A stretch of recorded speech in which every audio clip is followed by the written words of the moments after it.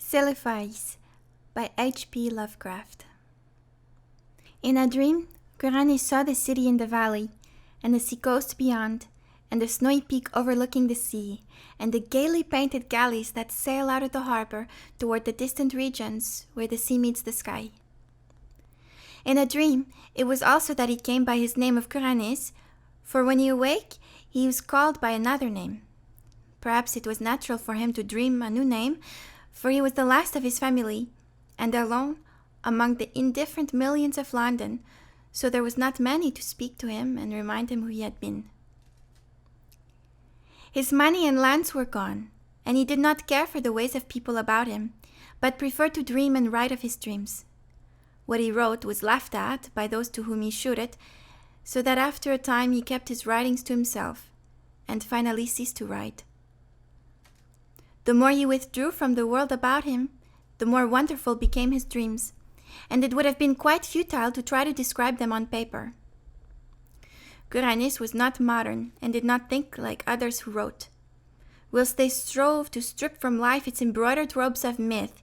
and to shew in naked ugliness the foul thing that is reality, Kuranes sought for beauty alone. When truth and experience failed to reveal it, he sought it in fancy and illusion, and found it on his very doorstep amid the nebulous memories of childhood tales and dreams. There are not many persons who know what wonders are open to them in the stories and visions of their youth, for when as children we listen and dream, we think but half-formed thoughts, and when as men we try to remember, we are dulled and prosaic with the poison of life. But some of us awake in the night with strange phantasms of enchanted hills and gardens, of fountains that sing in the sun, of golden cliffs overhanging murmuring seas, of plains that stretch down to sleeping cities of bronze and stone, and of shadowy companies of heroes that ride caparisoned white horses along the edges of thick forests, and then we know that we have looked back through the ivory gates into that world of wonder which was ours before we were wise and unhappy. Kuranes came very suddenly upon his old world of childhood. He had been dreaming of the house where he was born, the great stone house covered with ivy, where 13 generations of his ancestors had lived, and where he had hoped to die. It was moonlight, and he had stolen out into the fragrant summer night, through the gardens, down the terraces, past the great oaks of the park, and along the long white road to the village. The village seemed very old, eaten away at the edge like the moon which had commenced to wane, and Kuranes wondered whether the peaked roof of the small houses hid sleep or death. In the streets were spears of long grass, and the window panes on either side were either broken or firmly staring. Kuranes had not lingered, but had plodded on as though summoned towards some goal.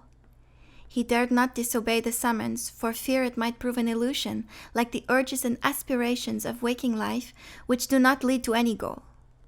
Then he had been drawn down a lane that led off from the village street towards the Channel cliffs, and had come to the end of things, to the precipice and the abyss, where all the village and all the world fell abruptly into the unechoing emptiness of infinity, and where even the sky ahead was empty and unlit by the crumbling moon and the peering stars. Faith had urged him on, over the precipice and into the gulf, where he had floated down, down, down, past dark, shapeless, undreamed dreams, faintly glowing spheres that may have been partly dreams, and laughing winged things that seemed to mock the dreamers of all the worlds. Then a rift seemed to open in the darkness before him, and he saw the city of the valley, glistening radiantly far, far below, with a background of sea and sky and a snow-capped mountain near the shore. Kuranes had awaked the very moment he beheld the city,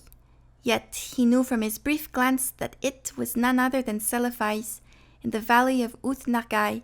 beyond the Tanarian hills, where his spirit had dwelt all the eternity of an hour one summer afternoon very long ago, when he had slipped away from his nurse and let the warm sea breeze lull him to sleep as he watched the clouds from the cliff near the village. He had protested then, when they had found him, waked him and carried him home, For just as he was aroused, he had been about to sail in a golden galley for those alluring regions where the sea meets the sky. And now he was equally resentful of awaking, for he had found his fabulous city after 40 weary years. But 3 nights afterwards, Curanis came again to Celephaïs.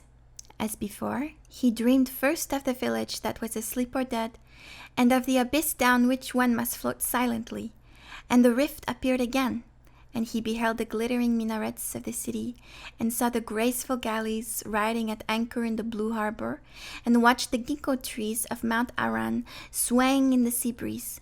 But this time he was not snatched away, and like a winged being settled gradually over a grassy hillside, till finally his feet rested gently on the turf.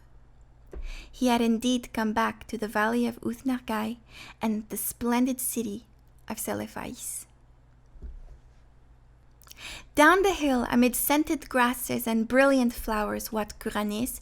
over the bubbling Naraxa on the small wooden bridge where he had carved his name so many years ago, and through the whispering grove to the great stone bridge by the city gate.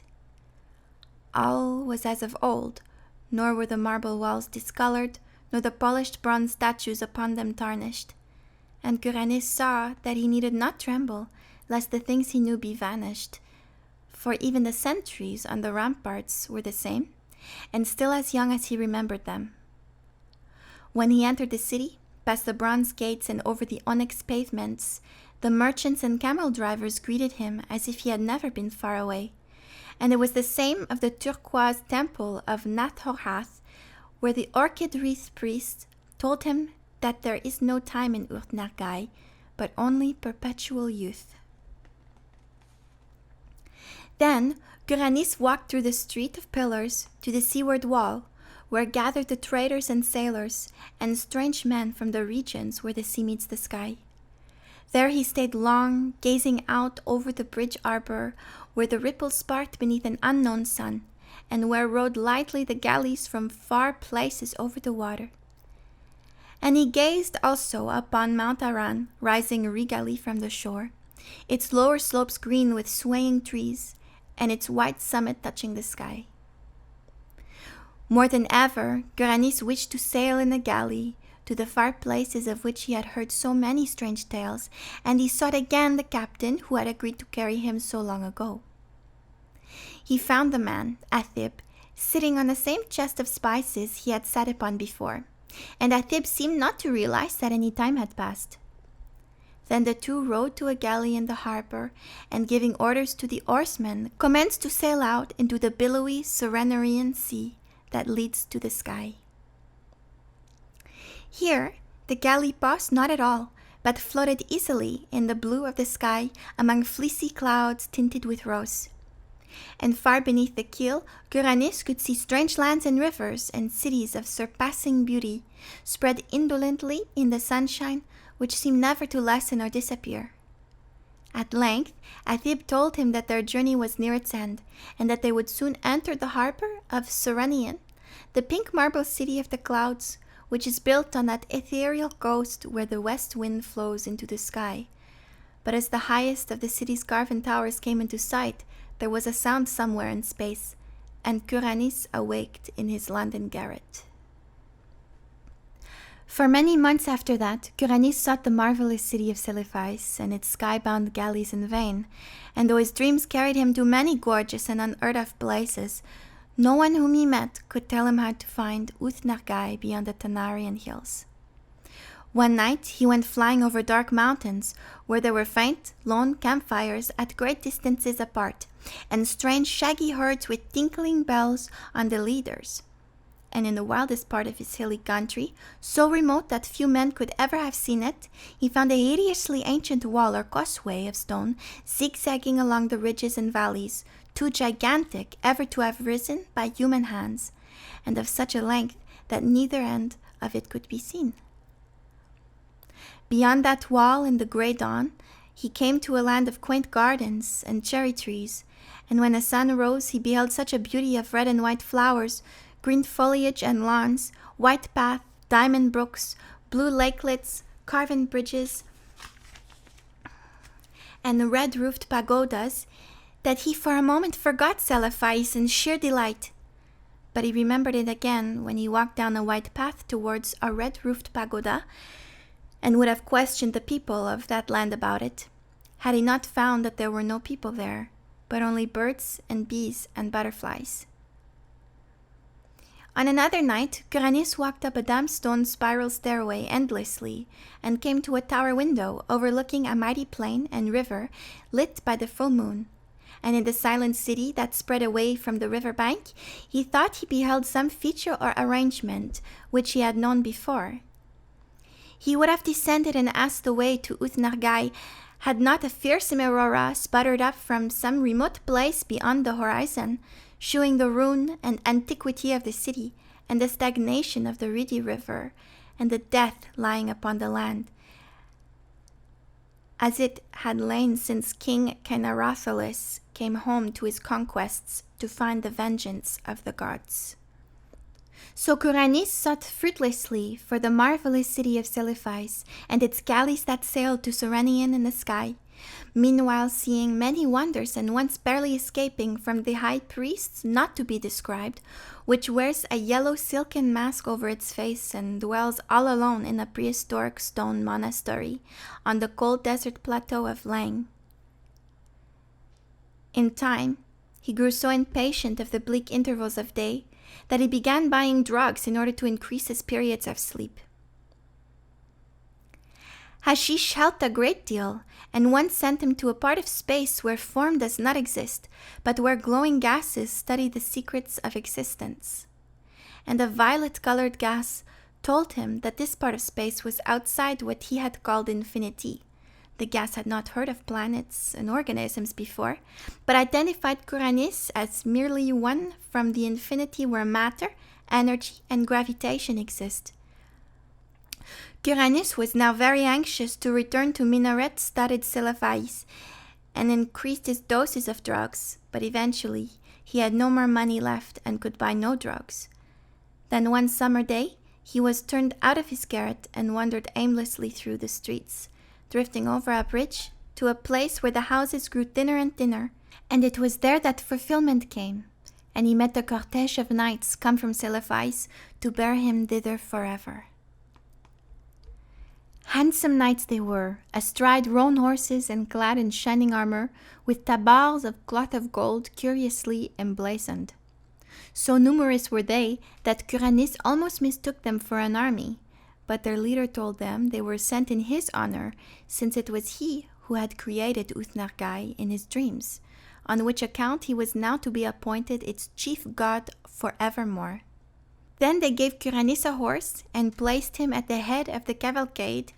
and all rode majestically through the downs of Surrey, and onward towards the region where Curanis and his ancestors were born. It was very strange, but as the riders went on they seemed to gallop back through time, for whenever they passed through a village in the twilight, they saw only such houses and villages as Chaucer or men before him might have seen, and sometimes they saw knights on horseback with small companies of retainers. When it grew dark, they travelled more softly, till soon they were flying uncannily, as if in the air. In a dim dawn, they came upon the village which Curanis had seen alive in his childhood, and asleep or dead in his dreams. It was alive now, and early villagers curtsied as the horsemen clattered down the street and turned off into the lane that ends in the abyss of dream. Curanis had previously entered that abyss only at night and wondered what it would look like by day, so he watched anxiously as the column approached its brink. The abyss was now a seething chaos of roseate and cerulean splendor, and invisible voices sang exultantly as the nightly entourage plunged over the edge and floated gracefully down past glittering clouds and silvery coruscations. Endlessly down the horsemen floated, their chargers pawing the aether as if galloping over golden sands, and the voluminous vapors spread apart to reveal a greater brightness, the brightness of the city of Celephais, and the sea-coast beyond, and the snowy peak overlooking the sea, and the gaily painted galleys that sail out of the harbor toward distant regions where the sea meets the sky. And Curanis reigned thereafter over Utnargai and all the neighboring regions of Dream, and held his court alternately in Celephaïs and in the cloud-fashioned Serenian. He reigns there still, and will reign happily forever, though below the cliffs at Innsmouth the channel tides played mockingly with the body of a tramp who had stumbled through the half-deserted village at dawn, played mockingly, and cast it upon the rocks by ivy-covered Trevor Towers, where a notably fat and especially offensive millionaire brewer enjoys the purchased atmosphere of extinct nobility.